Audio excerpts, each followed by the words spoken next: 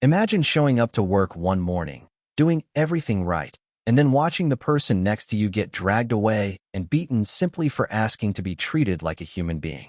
No warning, no trial, no mercy. This is not a scene from a war. This is not a story from ancient Rome or medieval Europe.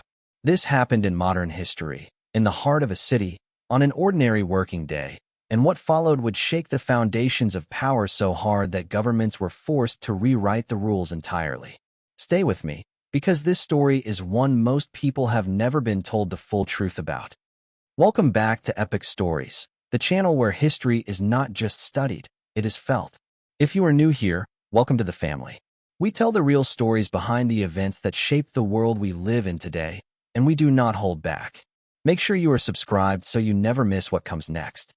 Now let me take you back, because to understand why this protest changed everything, you need to understand the world these people were living in.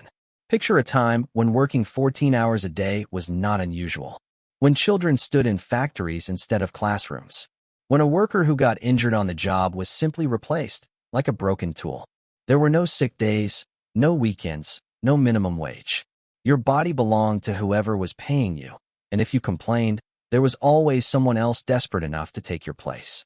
Workers had almost nothing, but they had each other. And slowly, quietly, something was beginning to build beneath the surface. A frustration, a hunger, a refusal to keep accepting that this was just the way things had to be. The year was 1886. The place was Chicago, Illinois, and the movement demanding an 8-hour workday had been growing louder for months. Workers across the country were marching, organizing, and demanding one simple thing: that a human being should not have to sell every waking hour of their life just to survive. On the 1st of May, 1886, over 300,000 workers across the United States walked off their jobs in what became one of the largest coordinated strikes in American history.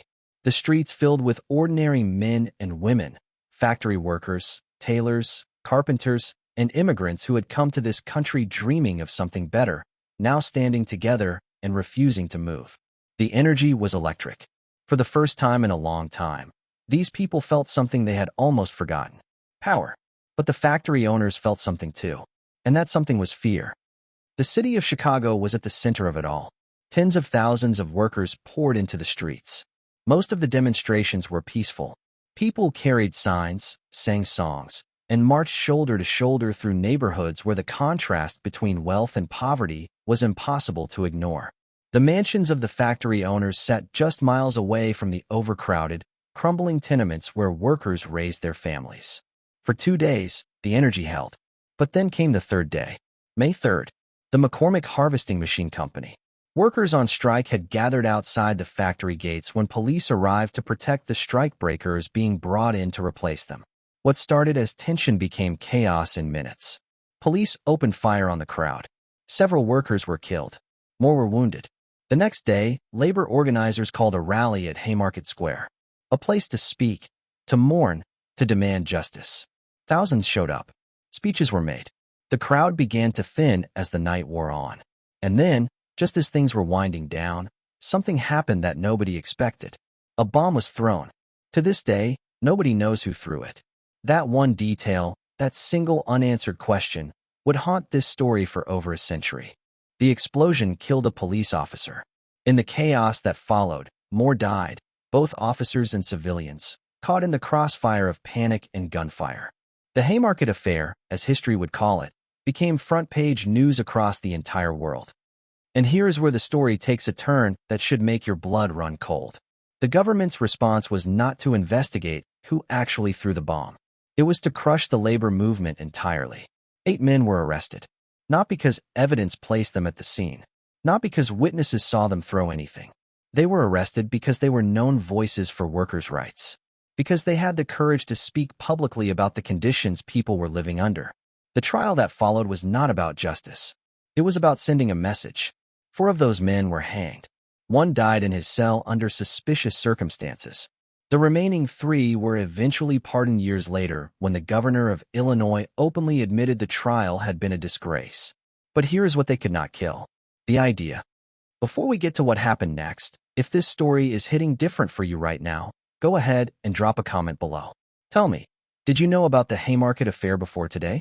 I read every single comment, and I genuinely want to know. And if you have not liked this video yet, please do it now. It takes 1 second, and it means everything for this channel. Subscribe if you want more stories like this one, because we are just getting started. The executions were meant to silence the movement. Instead, they lit a fire that spread across the entire world.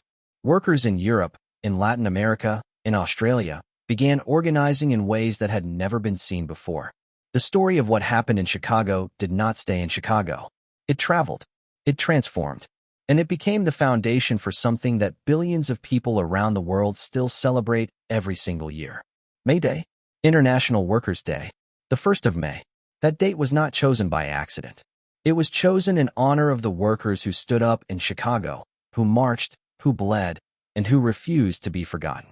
Country after country began adopting labor protections inspired by what this movement had started. The 8-hour workday, which had once seemed like a radical, dangerous idea, slowly became law. Child labor was restricted. Weekends became a right. Workplace safety regulations were written. The concept that a worker had dignity, that their time and their body had value, that they could not simply be used up and discarded, began to take shape in law after law after law. None of it happened overnight. None of it came without sacrifice. But it happened because ordinary people refused to accept that the powerful would always win. Think about this the next time you leave work at a reasonable hour. The next time you take a Saturday off, sleep in on a Sunday, or call in sick without losing your job. Think about the men and women who stood in those Chicago streets with nothing but their voices and their solidarity. Think about the ones who were hanged for crimes they likely did not commit. Think about how close we came to a world where none of these rights existed. They did not march for themselves alone. They marched for people they would never meet, for children who had not been born yet, for a future they believed in even when everything around them said it was impossible. That is what makes this story different from a history lesson.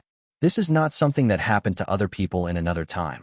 The ground you stand on, the rights you carry, the hours you keep, these were paid for. And the people who paid for them deserve to be remembered. If this story moved you the way it moved me while putting it together, please hit that like button right now. Share this video with someone who you think needs to hear it. And subscribe to Epoch Stories so we can keep telling the stories that shaped everything around us. The ones that never made it to your textbooks, but absolutely should have. History is not over, and neither are we. See you in the next one.